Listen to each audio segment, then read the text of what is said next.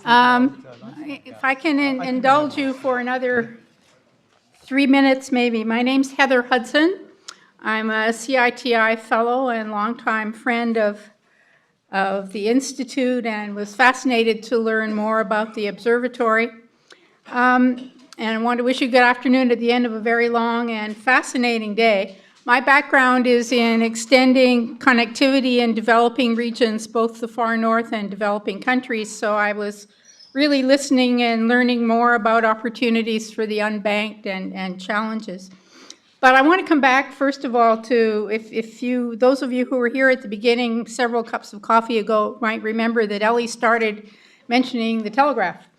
And the telegraph is very relevant because it helped to solve real problems in northern Canada and in Alaska. The problems were initially from the railroads who needed help with logistics, but eventually others used them dramatically for business and personal reasons, and they solved problems. That's just one little point of history. Another to remind you, if you don't know, if you didn't remember, that this is the 150th anniversary of Alaska being bought from Russians, and Canada's 150th anniversary as well. So there's some context here. But I have seen in recent years, too, that people in villages in Canada putting smartphones to use, and in Alaska, where village shopkeepers have said, well, now we can just scan a check, checks still being used in North America, and the money goes right into our account. And more people have debit and credit cards based on research that we did as well.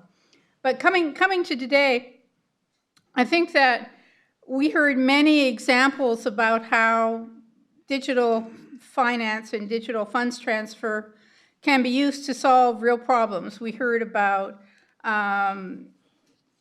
depositing and transferring funds for remittances.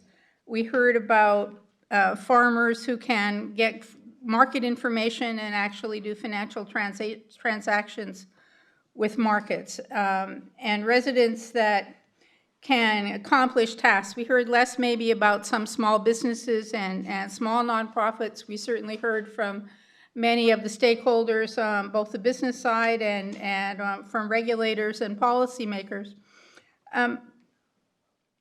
But we also learned I think we learned that culture, and in the broadest sense, both economic culture and ethnic, linguistic, and political culture needs to be considered.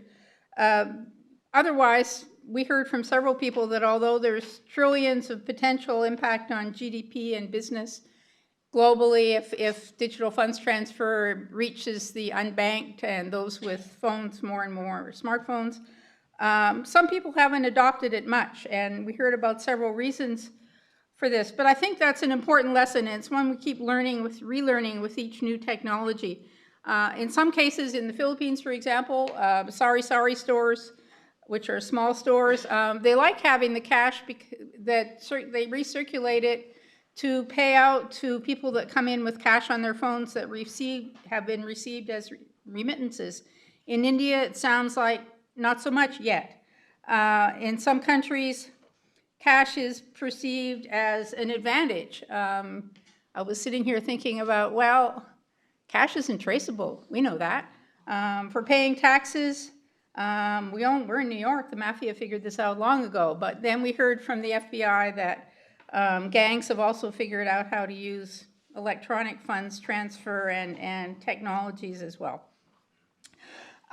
We also heard from regulators and policymakers who are not only learning. I learned about a new certification today from one of our speakers had that I didn't even know existed. I also learned that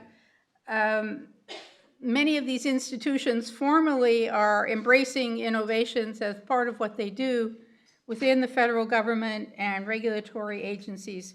We heard from development organizations about possibilities and activities that they were undertaking to stimulate use of phones. We also heard again near the end about old technologies. And you might think that 2G phones are old, but I hadn't heard about SS7 for quite a long time. And it's an important technology that both makes it possible, as we heard from Leon, to roam and do things, but makes the phones really insecure, I should say, as well as hearing from some fascinating research about applications that are highly vulnerable and even after being exposed are highly vulnerable. So that kind of research is very valuable.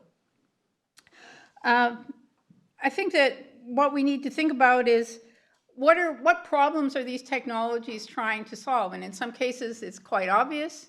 In others, not yet so much. We need to understand how can they be put to use, how can they safeguard individuals' privacy and security, which we heard about on the latter panels, as well as providing new opportunities for small businesses. So stay tuned to use an analog metaphor for tomorrow's presentations, and please join us at the reception.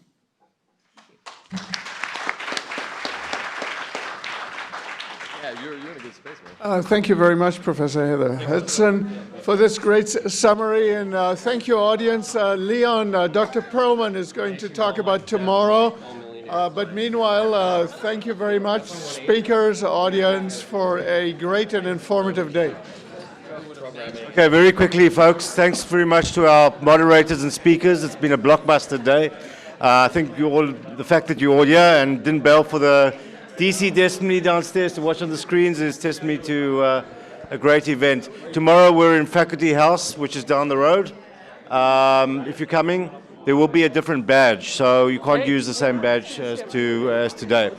Again, thank you very much and enjoy the happy hour. And to Heather, thanks for a comprehensive summary. I wonder if anybody heard that, but still.